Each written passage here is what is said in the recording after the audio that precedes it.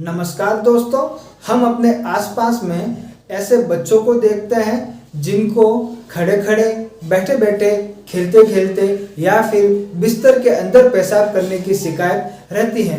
यह धीरे धीरे करके बहुत ही लंबी और क्रोनिक होती जाती है और बच्चे इस बीमारी से खुद को बचा नहीं पाते हैं या फिर उससे खुद को दूर नहीं कर पाते हैं। हालांकि यह सब बच्चों में नहीं होती है, लेकिन जिन बच्चों में होती है उन बच्चों को बहुत सारी परेशानियों का सामना करना पड़ता है और उनके घर वाले भी इस बीमारी से बहुत ही परेशान होते हैं। खास करके छोटे बच्चे होते हैं, उनकी माएँ जो होती हैं वो बहुत परेशान रहती हैं और जल्द से जल्द इस बीमारी से वो उनको बच्चों को मुक्त करने की कोशिश करती हैं। मैं डॉक्टर खान स्वागत करता हूं आपके अपने YouTube चैनल हेल्थ कार्ड में। आज मैं आप लोगों के बीच में इसी टॉपिक से रिलेटेड, इसी बीमारी से रिलेटेड एक मेडिसिन लेके आया हूं जिसके बहुत ही बेहतरीन रिजल्ट है और वो मेडिसिन यूज करने से आपके बच्चों की बेड वेटिंग की जो समस्या है, बिस्तर के अंदर पेशाब करने की जो समस्या है, वो धीरे धीरे करके ख़त्म हो जाएगी।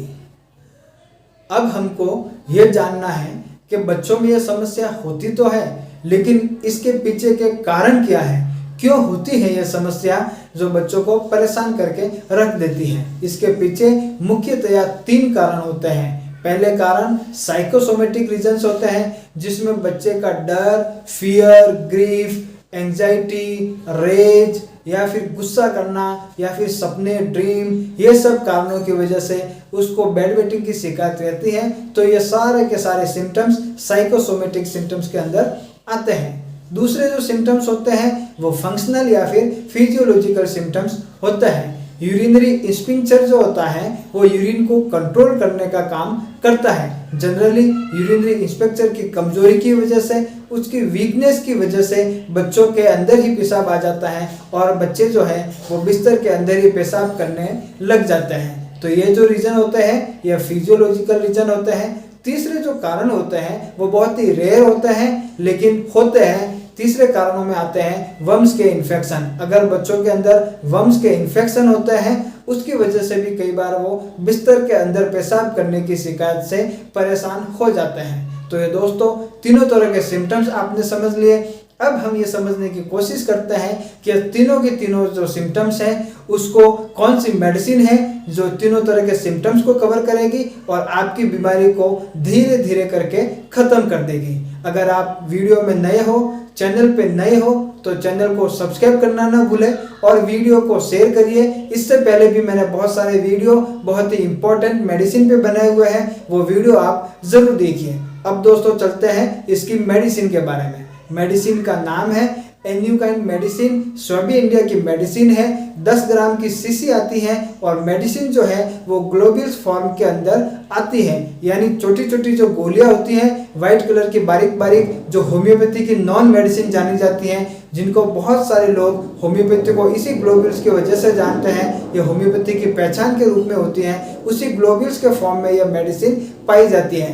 10 ग्राम की शीशी होती है, उसको आपको यूज करना है।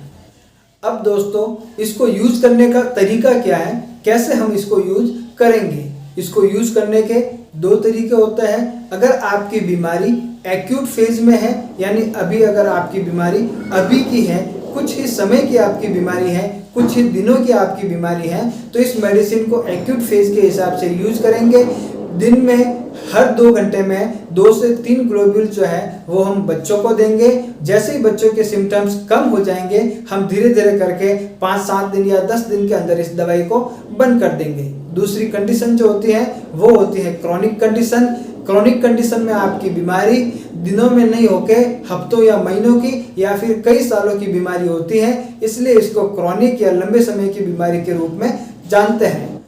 क्रॉनिक केस में अगर इस मेडिसिन को आपको यूज करना है तो मेडिसिन के 3 से 4 ग्लोब्यूल्स आपको हर 3 से 4 घंटे में आपको लेना है। जैसे जैसे आपके सिम्टम्स कम होते जाएंगे, आप 4 या 5 बार की जगह आप इसको दिन में 3 बार कर लेंगे और सिम्टम्स कम होते जाएंगे तो इसकी फ्रीक्वेंसी हम और कम करेंगे, फिर दिन में 2 बार करेंगे, फिर धीरे धीरे करके जैसे जैसे आपकी बीमारी खत्म हो जाएगी इसको दिन में 1 बार करके फिर हम इसको धीरे धीरे बंद कर देंगे। जैसे आपके सिम्टम्स खत्म हो जाएंगे आपकी दवाई भी बंद हो जाएगी और आपको बहुत ही अच्छे रिजल्ट इसके मिलेंगे।